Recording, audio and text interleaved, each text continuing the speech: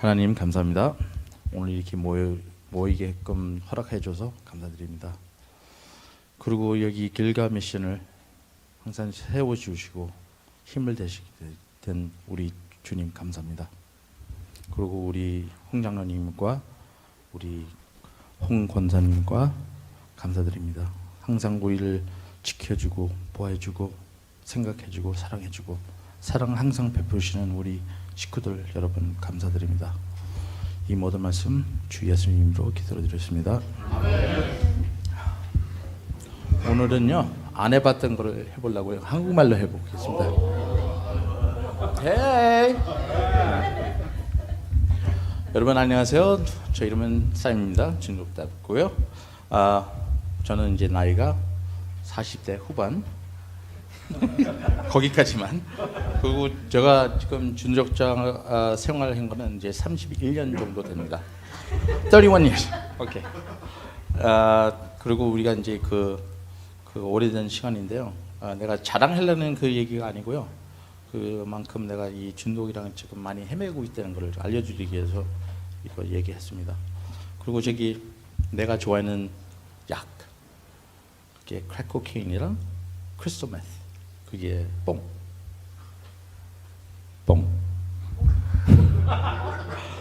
그 대마초도 펴봤을 거예요. 술은 물론 마셔봤고, 근데 나를 제일 어렵게 한 거는 크랙코케인이랑 뽕.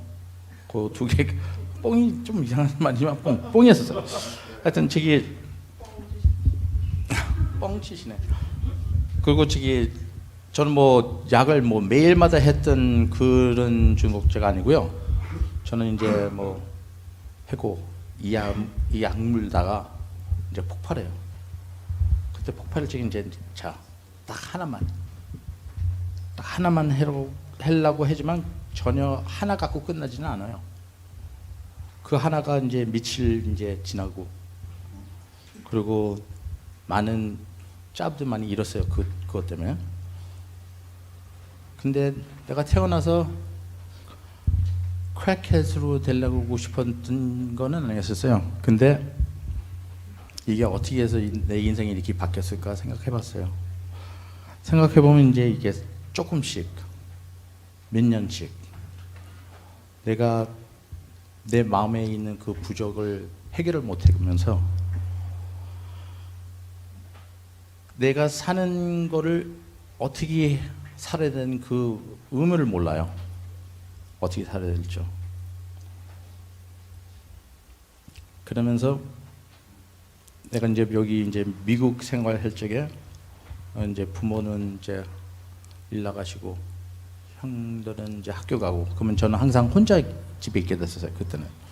그래서 저기 그때는 내가 많이 텔레비를 봤는데요. 그 브레이디 번치라는 거 있어요. 그래서 브레이디 번치를 보면 이런 친구 있었으면 좋겠다는 생각을 많이 해봤고요. 그래서 텔레비를 내 친구로 삼았어요. 뭐냐면 텔레비가 날 기쁨을 주고 즐거움을 주니까. 그러고 나서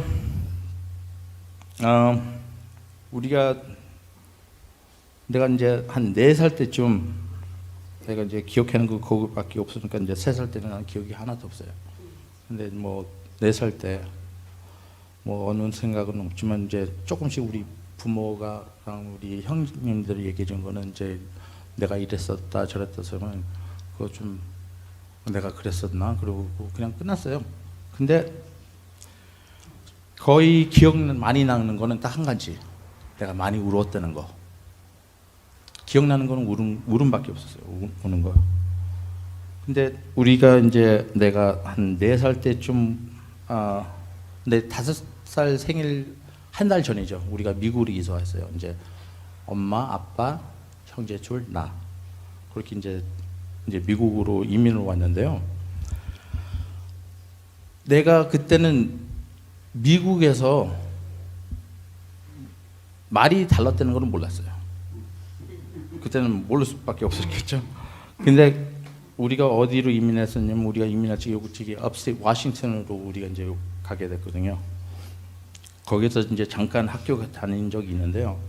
거기서 지금 특별하게 한 거는 어디 방을 데리고 가갖고 헤드폰 껴주고 그 저기 이제 그 영어 그거 영어 연습을 가르쳐 줘요.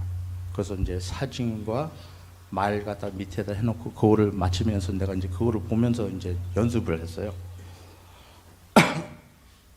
그러면서 이제 뭐를 어떻게 지내는지 학교에서 뭐 하는 건지 전체를 몰랐고요.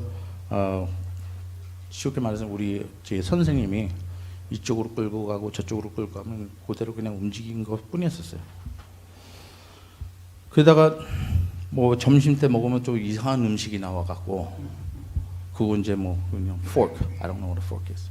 근데 그거 주고 이제 먹으라고 하는데 항상 누구랑 얘기도 안 하고 누구랑 인사도 안 하고 누구랑 먹지도 않았어요. 혼자 그냥 계속. 근데 그때 그 나이에 내가 어떻게 집에 왔는지도 기억도 안 나요. 참 그것도 우연치 않게 집에 항상 가게 됐어요. 그리고 그건 이제 우리 사촌 누나 집이 있었어요. 그때 우리가 거기 있을 때 워싱턴에 있을 적이요. 그리고 이제 저 이모랑 이모부는 거기 각곡히 살았던 분인데요. 한 가지는 우리 저 삼촌이 그러니까 고모부는요 흑인 분이었어요. 그리고 우리 사촌 누나 남편도 흑인. 그때 당시엔 근데 내가 그분 이름이 란이고 그분은 아주 멋있는 빨간색 1967 머스탱 갖고 있었어요. 한번 시동 딱 걸으면 진짜 소리가 엄청 좋았어요. 근데 그분이 항상 나를 데리고 자기 식구네 집으로도 놀러 가게끔 해주고 그 모든 식구가 Seattle Seahawks 팬, Seattle Mariner 팬, 딱 그 두 개. 항상 그거를 운영해요. 그거를만큼 기억했습니다. 근데 그때 가서는 색깔에 대해서는 내가 뭐 그렇게 이 사람들은 왜 색깔이 다를까 그런 생각을 해본 적 없어요. 그냥 받아들였어. 그냥 그렇구나. 근데 살다 보니까 이제 경험으로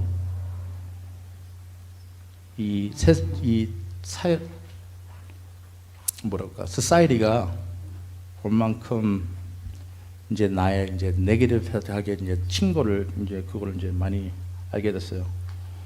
하나는 내가 좀 이따 받으세요. 네. 저기 어떻게 됐냐면 한 번은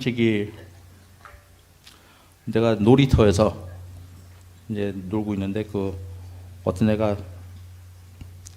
조끼가 이제 흙을 잔뜩 데미지가 났어요. 근데 저는 뭐 발도 안 젖고 흙도 안 묻힌 나도 아닌데 흙 묻은 애가 나한테 손짓하는 거예요. 나는 뭔지 몰랐죠. 하지만 그 교장님? 교장님인가 뭐 어떤 큰 분이 오시더니 우리 이제 내 교실로 왔어요. 근데 그 꼬맹이 애가 흑발된 애가 나한테서 딱 손짓하는 거예요. 그러더니 그 교수님이 저를 번쩍 들더니요 나를 흔들더라고요. 근데 이 사람이 이제 무슨 말로 하여튼 미국 말로 뭐라고 작작작작 했는데 그냥 음성이 높았다는 것만 기억해요. 그 나는 기억하는 건 거기서 울었어요.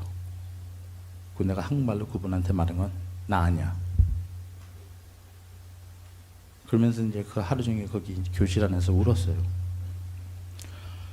조금 생각은 나는데 이제 우리 엄마한테 얘기한 것 같기도 하는데 뭐 우리 엄마가 나한테 다시 뭐를 위로했는지 그런 건 기억도 안 나요. 근데 딱 하나는 더 기억나는 거는 미국 말을 빨리 배워야 되겠다. 뭐냐면 두 번 다시 이런 식으로 당하기 싫다. 그러고 나서 우리가 노스캐롤라이나 동부 쪽으로 우리 이사 가게 됐어요. 노스캐롤라이나.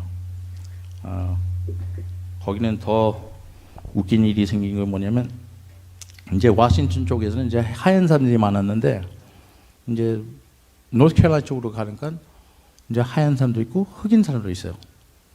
뭐 내가 말로 낸 거는 salt and pepper. 거기 가니까 또 하나가 문제가 있는 거는 이 사람들이 이제 음성이 달라요. 시골 음성. 미국 말도 알아듣기 어려운데 거기에다가 이제 그 음성이 들어가니까 이제 좀 더 어려웠죠. 그때 거기 가도 친구도 없었고, 그때는 이제 1970년도 중순, 이제 월남 정쟁, 뭐 그때 가서 뭐 콩푸 뭐 그런 게 좀 질 높아지죠. 그 월워 II 그때쯤이고요. 근데 그때 가서 그 시간엔 이제 사람들이 많이 놀렸어요. They called me a Jap, chink, gook. gook는 이제 월남 사람. 난 그거 그때는 몰랐지만 이제 지금은 알게 됐죠. 그리고 나는 그 얘네들이 그렇게 놀릴 적에 무슨 말을 했는지 몰랐지만, 근데 얘네들이 이제 그 아이들이 이제 지네 손짓으로 이제 눈을 찍고 뭐 그러니까 이제 그때 가서 이제 뭔지 알겠다, 나는 놀리고 있겠다는 걸 알게 되고, 그때는 좀 겁이 나고 외로웠었는데 하도 그러니까 그게 화로 바뀌더라고요. 그리고 어떤 애들은 내가 믿지도 못했고, 근데 여자애들은 참 착했어요. 걔네들은 항상 나한테 잘해주고, 그리고 근데 그 나이쯤 되면 뭐 여자애들이 자꾸 건드리면 좀 기분이 이상하잖아요. 근데 얘네 꼭 와서 자꾸 그냥 안으려고 그러고 뽀뽀해 주려고 그러고 막 그랬었어요. 근데 그게 뭐 1학년 때밖에 안 됐는데, 근데 뭐 그거는 좀 불편했고 그랬지만 그렇게 지내고 있었어요. 근데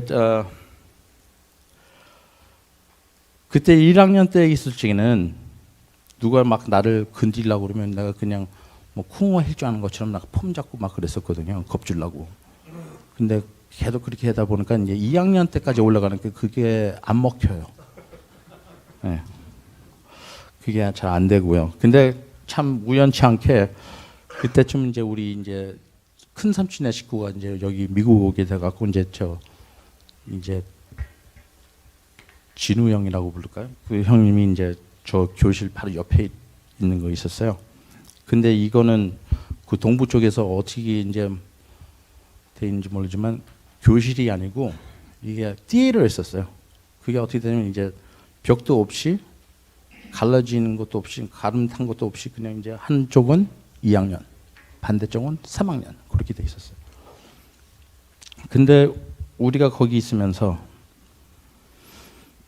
우리가 그 스테이지라고 이제 거기에 이제 우리가 이제 올라가서 이제 거기에서 뭐를 이제 읽는 거 가르쳐 주거든요. 이제 그 거기 올라가서 이제 우리 이제 선생님들이 우리 올라와게 해갖고 거기에서 이제 읽고 뭐 이제 연습하는 시간인데, 우리는 거기서 이제 책상 밑에서 서로 까요. 그 외국 애들이랑, 아니면 앞에 있으면 발길로 차고 서로 그렇게 하면서 그렇게 읽는 시간에 우리는 싸우기 바빴어요. 그리고 이제 항상 내 사촌 형, 나와 걔네들, 흑인 애들, 미국 애들, 그러니까 하얀 애들, 그렇게 걔네들이 팀이 되더라고요. 그때 전까지는 지네끼리 싸웠는데 갑자기 어떻게 걔네들이 같이 뭉치면서 우리한테 붙게 됐어요. 근데 그때 내가 봤을 적에는 이게 월남 전쟁이죠. 쉽게 말해서 학교에서 이제 우리가 월남 전쟁 했었던 거죠. 뭐 걔네들은 뭐 애들이 뭐 몰랐든 알았든 그 인종차별, 그거를 우리가 서로 하고 있었던 거죠. 그리고 이제 노스캐롤라이나 쪽에서는 우리가 뭐 한국 사람들이 많지도 않고, 이제 이게 1973년도 그때쯤. 그리고 이제 우리 부모님은 항상 일하고 그러다 보니까 저는 이제 자연스럽게 미국말만 하게 되더라고, 집에서. 그리고 이제 부모님이 이제 저한테 이제 한국말로 하면 나는 다시 대답한 거는 미국말로 대답하고, 아니면 더듬더듬 거리면서 한국말로 다시 대답을 해줬어요. 거기에다가 우리 또 이사했어요. 이제 상년 마치고 그 여름 방학에 이제 캘리포니아 오게 된 거죠. 그때만 해도 저도 이제 내 자신도 불편했었고, 그리고 항상 나는 지금 에이션 애가 지금 항상 혼자 했었잖아요. 그게 불편했었어요. 내 이름도 싫고, 내 눈 찢어진 것도 싫고, 내가 항상 원한 거는 좀 내 하얀 사람이었으면 좋겠다. 파란색 눈, 노란색 머리. 그랬으면 좋았었다고 생각했죠. 그때쯤이 이제 뭐 1978년도였었나? 그때 이제 인디언 서머가 있었는데 로스앤젤레스 오면서 거기에서 이제 몇 달 동안 우리 엄마 친구네 집에서 지내면서 그때쯤이면 이제 저 제일 큰 형은 이제 군대 나가셨고 미국 군대. 그래갖고 이제 여기 이제 캘리포니아 이사 온 거는 저 어머님, 아버님 그리고 이제 둘째 형. 이제 우리가 거기로 이제 이사 왔는데 우리가 어느 쪽으로 이사 갔냐면 벨플라워로 이사 갔어요. 근데 그 벨플라워 시티가 아니고 시골이라고 보면 아마 그게 더 맞을 거예요. 거기서 이제 5학년 다니기 시작했고 거기에서 또 이제 또 시작했죠. 이름 저한테 놀리고 놀리는 거는 항상 있고 그리고 딴 애들은 나보다 참 키가 더 컸어요. 그때도 저는 항상 작은 편이었었죠. 근데 좀 이게 안 좋은 일이 생기게 뭐냐면 저는 도영삼 난자에 거기에다 사투리 country accent이 있었어요. 미국말 할 적에 저는 좀 사투리를 쓰면서 내가 얘기했거든요. 그러니까 더 놀림 받았죠. 도용 사람이 거기 되니까 얘네들이 그게 이해가 안 가나 봐요. 그래서 항상 내가 되게 그런 놀림 받으면서 내가 그 5학년 때 내가 4번이나 싸웠어요. 학교에서. 내가 얼마나 든든한, 그러니까 내가 얼마나 터프한지 보여주려고 이제 그랬지만은 속으로는 진짜 무서워서 싸운 거죠. 뭐냐면 꼼짝 안 하면 또 더 패니까. 그래서 싸워야죠. 그래서 그렇게 하면서 거기에서 내가 또 본 게 뭐냐면 저보다 색깔 다른 히스패닉 사람들도 보게 되고 그러니까 좀 내가 거기서 이제 많은 사람들이 다른 사람들이 사는구나 그걸 느껴지고 좀 불편은 있었지만 조금씩 풀렸어요 내가. 그러면서 이제 친구도 하나 삼고 근데 그 친구가 마침 또 저기 각국에 살아고 걔네 집을 자주 놀러 갔어요. 그래서 마당에서 놀고 했는데 내 친구가 여동생이 있었는데 저도 모르게 걔를 좋아하게 됐어요. 근데 아주 유치한 얘기지만 내 친구 그 마당에서 걔한테 딱 쳐다보면서 내 여자친구 할래? 그러니까 걔가 씩 웃더니 예스 하고 막 저기 집으로 도망 들어가더라고. 그때 이제 스프링 브레이크였었는데요. 그러니까 여름 방학 그게 무슨 방학이지? 스프링 브레이크. 하여튼 스프링 브레이크였었는데요.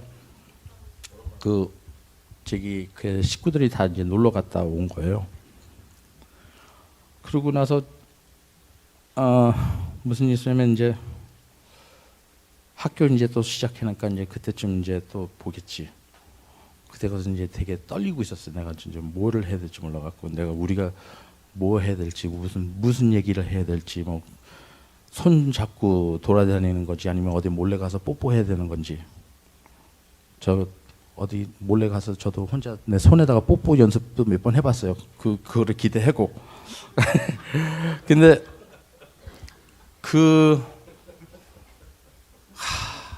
참 아깝게 그날이 안 왔어요. 딴 일이 생겼어요. 우리가 항상 한 15분 브레이크 타임을 주는데 그 브레이크 시간에 내 여자친구가 안 나오더라고요. 교실 안에서. 그래서 참 이상하다.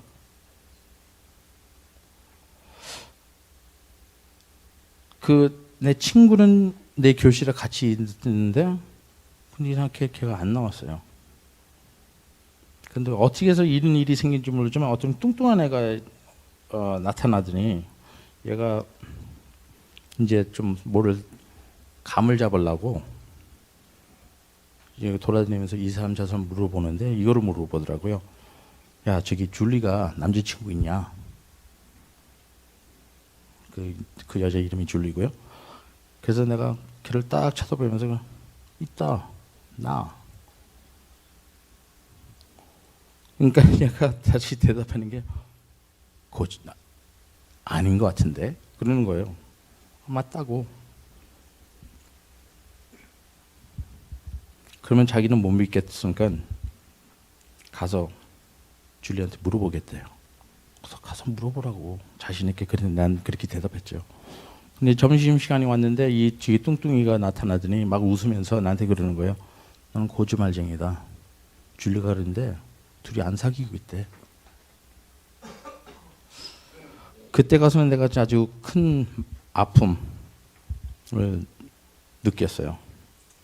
그 옛날 내가 어렸을 적에 당했던 일, 놀림 받았던 그 일, 그게 다 이제 나타나더라고요. 내가 웃기게 생긴 에이전, 그리고 사투리 쓰는 남자, 얘가 나를 창피해하는구나.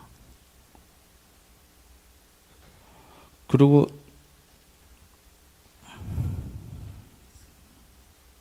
내가 걔한테 쳐보면서 그러냐? 그러면 우리가 안 사귀고 있나 보지. 그리고 그냥 말았는데 내 친구는 그게 내 아픔을 보였나 봐요.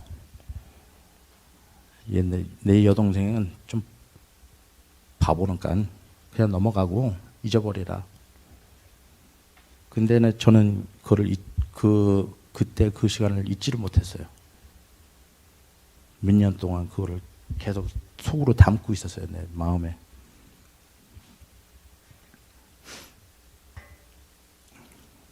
그때는 진짜 내가 도용 사람이라는 게 내가 진짜 싫었어요. 나라는 사람도 싫었고. 그러고 나서 앞으로 내가 어떤 여자를 이렇게 쑥 봐갖고 좀 마음에 있어도 말을 안 했어요. 그들한테 무슨 마음이 있었다는 거로. 그냥 조용히 혼자 뭐 깨진 쪽박처럼 쳐다봤지, 멀리서. 그때 가서 내가 기분에 내가 이제 에이즈는 사람들은 다 못생긴 걸로 생각하고 지냈는데, 이제 내 친구 짐이랑 줄리랑 그 식구 모든 사람들이 지금 하루 방학 시간에 이사했어요. 근데 왜 이사했나 했더니 짐이 대마초를 핀 거야. 그래서 그 아버지가 생각해보면 벨플라워에서는 아이를 키우면 안 되겠구나 생각하면서 이사를 했어요. 그러니까 걔 이사가 가게 되니까 또 다시 내 혼자 지내게 됐고, 그리고 이제 혼자 있으니까 이제 스포츠를 좋아하게 됐고, 근데 사실은 누구 친구로 삼으려고 그러지는 노력은 안 했어요. 거기 우리 학교는 그때 너무 작으니까 그게 어떻게 됐냐면 7학년부터 12학년까지 있었어요. 우리는 다 이제 꽉 짬뽕 돼 갖고 그 캠퍼스 안에서. 그래서 내가 느낀 거는 벨플라가 진짜 작은 도시다. 근데 그 한국 애들이랑 웬만하면 걔네랑 얘기 안 했고 인사도 안 받았고 걔네랑 섞이면 하는 것도 싫었어요. 왜냐면 걔네들은 다르니까. 내가 한국말 할 줄 모르잖아요. 그리고 또 한 가지는 걔네들은 말도 이상하고 옷도 이상하게 입었어요, 그때는. 그래서 더 내가 거부했어요. 좀 내가 많은 시간을 투자한 게 있어요. 그때는 이제 뭐 무슨 이유를 모르지만 그때 가서는 이제 터페이션이라고 애들이 나를 찍었어요. 왜냐면 이제 나보다 한참 더 큰 큰 애를 얼굴을 깠거든요. 어느 정도 더 컸으면 내 머리 위로 까갖고 그건 한참 더 큰 게 알고 보니까 걔가 8학년이고 우리 7학년 애들 매일마다 괴롭히는 거예요. 지나가면 락커에다가 그냥 우리 밀어치고, 그리고 항상 고르는 사람들은 자기보다 작은 사람. 그러니까 얘가 그렇게 생각했나 봐요. 작은 애들한테 건드리면 우리가 꼼짝 못하니까 그냥 받아주겠지 생각했나 봐요. 그래서 야, 이거 1년 내내 하면 좀 역같지, 안 좋구나 했는데, 나보다 더 작고 조그만 애를 얘가 또 밀은 거예요. 근데 그 애가 울은 거예요. 그때 가서 내가 꼭 뒤돌았어요. 1년 내내 얘를 어떻게 피해 다녀. 그럴 수가 없잖아요. 그래서 내가 있는 힘으로 그냥 그 큰 애를 깠어요. 까자마자 눈빛 보니까 얘가 겁이 보이더라고. 그래서 바로 한 방 더 깠어요.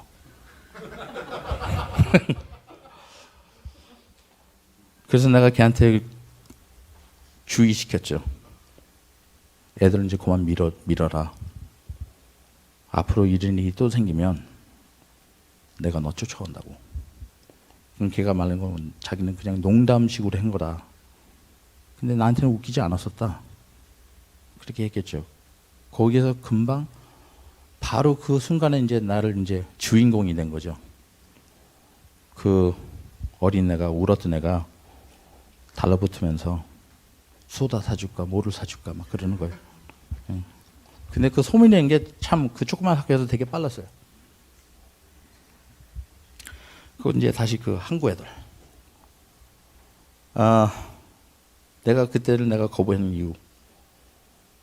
또 그 내가 어렸을 때 있었던 일을 또 겪어야 되니까 얘네랑 같이 지내면 또 얘네들 우리 놀릴 거고 또 이제 붙어야 되고.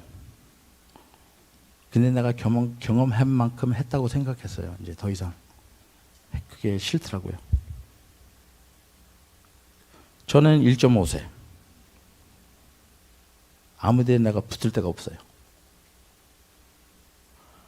내가 한국 문화도 아니고 외계인, 그러니까 미국 사람도 아니고,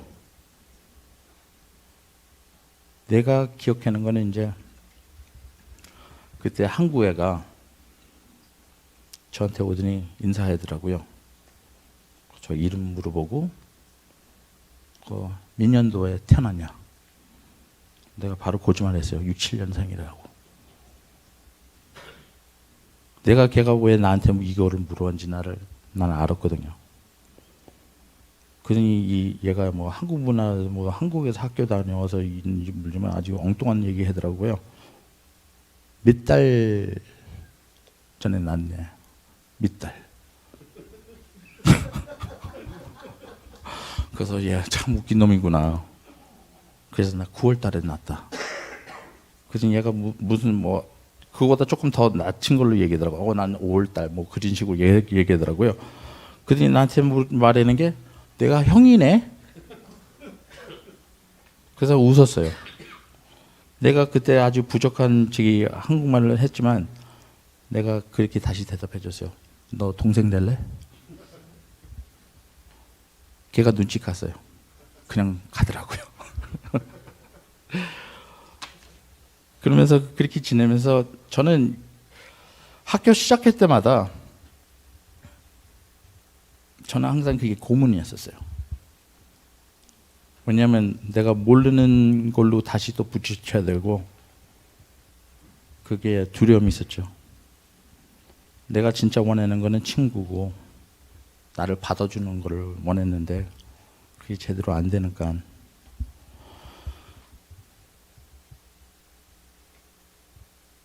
그때는 그 1년마다 내가 하는 이식은 항상 그 겁으로 아무 의미 없는 겁을 내면서 항상 1년을 시작했어요. 항상 또 시작해야 되구나 하면서. 그리고 내가 그때 한 6학년 때쯤 이제 11살 때죠. 그때 우리 부모가 카슨 쪽에 미니마켓을 샀어요. 그 미니마켓 사고 난 후 저는 주말에 여름 방학엔 항상 거기 마켓에 가서 일했어요. 그때 내가 눈치챘어야 되는 건데 우리 부모가 얼만큼 열심히 일하고 더 좋게 살기 위해서 고생했고 있다는 거를 그거를 안 보고요. 저는 내 인생의 불편이라고 봤어요. 그거를 그 가게가. 저 엄마 아빠는 항상 힘들어하시고 그 비즈니스 때문에 우리 서로 이제 지내는 시간도 별로 없었어요. 그때는 내가 제일 그게 원했었던 거고 했지만 근데 더 웃긴 거 뭐냐면 그 조금 내가 더 크고 나서는 내가 항상 내가 시간만 생기면 내가 어떻게 가서 약이나 할까 그런 생각만 하고 지냈었는데 그리고 무슨 노는 날이 생기면 항상 없어졌고 그랬잖아요. 저는.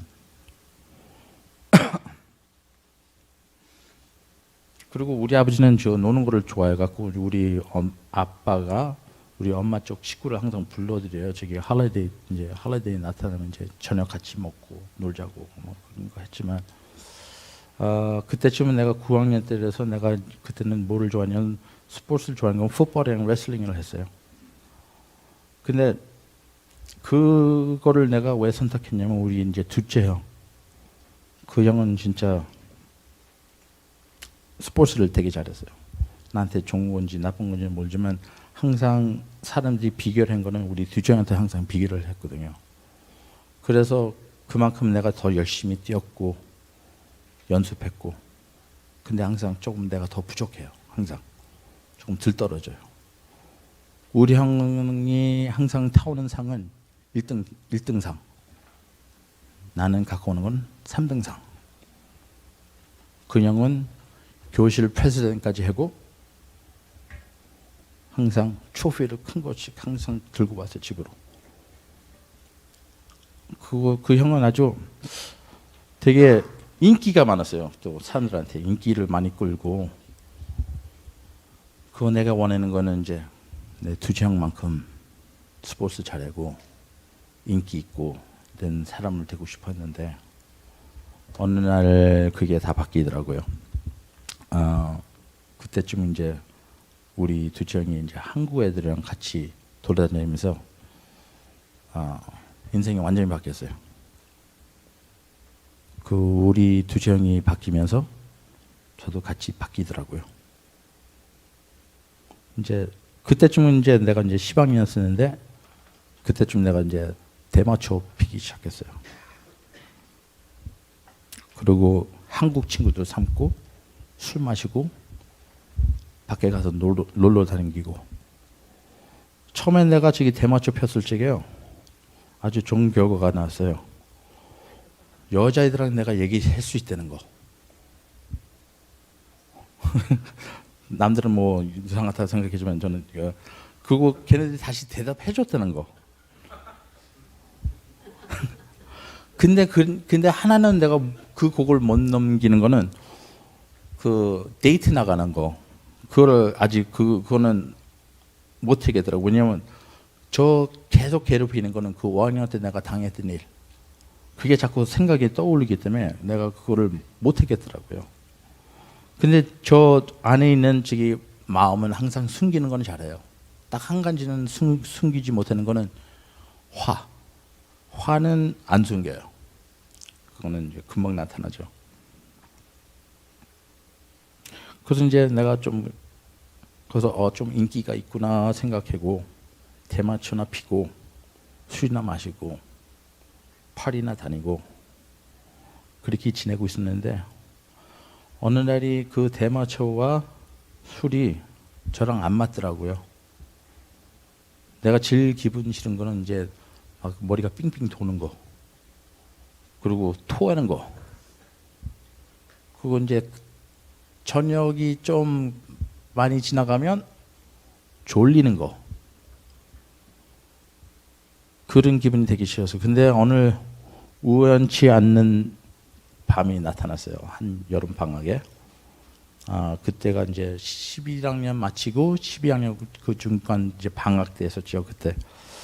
그때가 무슨 일이 생겼냐면 어디 가서 코케인을 구한 거예요. 그래서 이거 해자마자 조건 내가 좋아하는 거 찾았구나. 이거만 한 줄만 땡기면 말을 엄청 많이 했죠. 말 많고, 그리고 아주 멋진 애들이랑 같이 놀게 되고, 아주 예쁜 여자애들이랑 같이 놀게 되고, 걔네들도 이제 줄 땡기는 애들이니까 뭐 코케인 땡기는 줄 땡기는 애들도 있고. 그리고 보니까 그 코케인 하면요 이상하게 술도 더 마실 수 있게끔 되더라고요. 그것도 오랫동안 깨 있게 되고. 그래서 주말쯤 되면 저는 어떨 때는 막 새벽 4시에 들어와요. 그래도 그 아침에 우리 부모 가게에 나가서 일해요. 아무 문제 없이. 근데 딱 한 문제. 코케인은 비싸. 어떻게 해야 돼 이거를. 그래서 아주 좋은 생각 들었어요. 내가 우리 마케팅은 레지스에서 돈을 빼가야 되겠다. 10불씩. 하루마다 10불씩 5일 동안 모았어요. 그러고 나서 주말이니까 내가 우리 엄마 아빠한테 가서 용돈 달라. 그러면 30불 줘요. 그럼 이제 80불 갖고 가서 노는 거죠. 그때는 저 부모가 그렇게 돈을 주니까 아주 중요한 사람이 된 거예요. 사람들 앞에서. 왜냐면 나는 돈 있고 걔네들은 없으니까 이제 아주 I'm a very important man. 그렇게 됐다고요. 조그만 돈이지만. 근데 어느 하룻밤에 내 친구한테 나한테 딱 오더니 코케인보다 더 좋은 거 생겼다. 그게 뭐냐? 락 코케인, 크랙. 걔네들이 이 하이가 엄청 세고 파우더보다는 엄청 낫다. 걔네 말이 맞았어요. 우리가 카운트는 3번이나 갔고 2시간 안에. 그러다 보니까 이제 10불씩 가져간 게 아니고요. 15불로 올랐어요. 눈치 까면 안 되니까. 그리고 이제 그 돈 갖고 이제 친구들이랑 같이 나가게 되고 그렇게 잠깐 그런 식으로 지냈어요. 그때는 내가 어렸을 때 생각하는 건 시간을 항상 비워놔야 되고 돈을 만들어 놔야지. 그 생각만 갖고 있었어요. 그때. 내가 그때는 그 거부 스테이지라는 거는 좀 있다가 지나오게 되면 그게 알게 되는 건데 그 스테이지까지는 아직 온 것 같지 않아요. 내가 몰랐으니까 전혀. 그 denial, 그러니까 거부할 그 때가 오려면 조금이라도 내가 노력을 해봤어야 돼요. 이제 덜 해야 되겠다, 하지 말아야 돼. 그런 내가 룰을 만들잖아요. 근데 그 룰을 내가 깨요. 그때 가서 알게 돼요. 내가 이거를 이제 디나이를 했기 때는 거를. 그때쯤에 이제 내가 딴 사람한테 중독돼서 누구를 가르쳐 주는 게 아니고요. 이건 내 얘기죠. 내가 그 약을 했을 적에는 거짓말 아니고 진짜 그 기분이 되게 좋아요. 내가 되게 좋아했어요. 아주 기분이 짱이야. 그리고 실망이라는 거는 못 느꼈어요. 그때 가서는. 그냥 항상 딱 하면 딱 좋았으니까.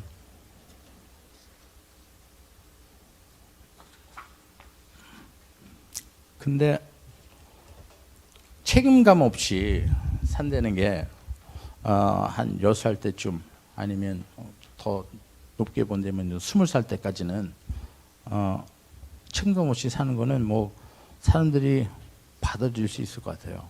하지만 그거 지나면 내가 내 자신을 물어보게 되더라고요. 뭐 하고 있냐? 내가 관두지를 못하는 거예요. 오랫동안. 계속 실패했고. 그리고 일을 꾸준히 다닐 때는 일도 못해요. 꾸준히 일을 못 다니고 기쁨이라는 거는 뺏기고 오직 약을 해는 거 그게 제일 중요했어요. 내가 좋아했던 말았던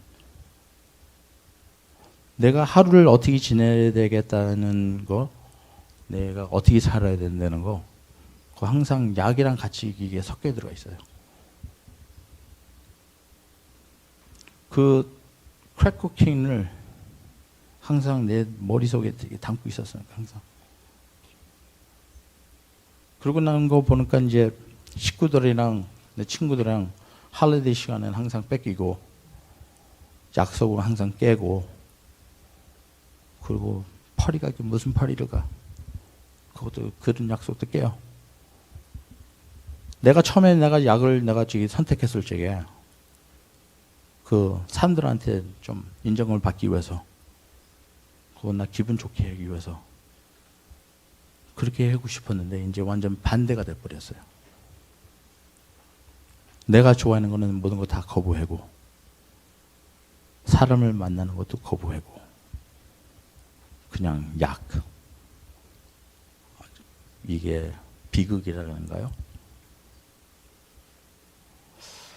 물론 지금 내가 이게 세 번째로 1년 케이크를 자르는 거예요. 3년 된 게 아니고 1년 케이크 3번. 그거를 이제 반드시 알아야 돼요.